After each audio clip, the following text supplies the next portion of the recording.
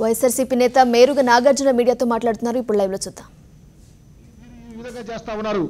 మీ vision 2020 చెబుతోంది. వ్యవసాయం మీద ఒత్తిడి పెరుగుతా ఉంది. వ్యవసాయదారులను వ్యవసాయం నుంచి ప్రక్కకు తీసుకురావాలని చెప్పినటువంటి పరిస్థితిని పునరావృతం చేస్తా ఉన్నారని చెబుతా ఉన్నాం. అందుకనే రైతులకు సంబంధించిన కానీ దళిత గిరిజనులకు సంబంధించిన భూమి మీరు లాక్కుంటే ప్రజాస్వామ్యబద్ధంగా తీసుకోవాలి, కానీ అన్యాయంగా అక్రమంగా మీ లబ్ధి కోసం మీ వ్యాపారం కోసం దళితుల భూములు తీసుకుంటే తస్మాత్ జాగ్రత్త. వైఎస్ఆర్ కాంగ్రెస్ పార్టీ చూస్తూ ఊరుకోదు.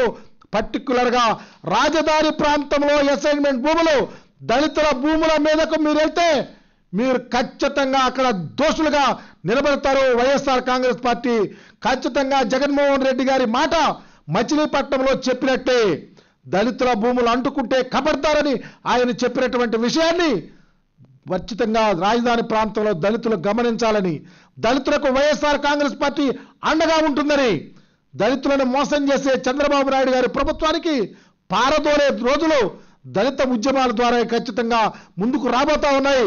దళితులు అన్యాక్రాంతంగా దళితులకు రావాల్సినటువంటి ఏ హక్కుని మీరు దుర్వినియోగం చేయొద్దని చెప్పేసి మేము డిమాండ్ చేస్తూ ఉన్నాం. రాజధాని ఖచ్చితంగా అందరికీ కావాలి.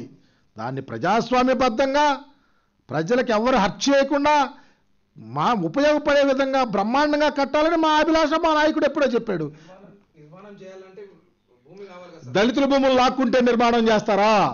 ప్రజాస్వామ్యంలో ప్రజాస్వామ్యాన్ని అపహాస్యం చేస్తారా? దళితులకు రాజ్యాంగబద్ధంగా చట్ట ప్రకారం వచ్చినటువంటి హక్కులను చంద్రబాబు నాయుడు గారు కాలరాస్తారని అడుగుతా ఉన్నా.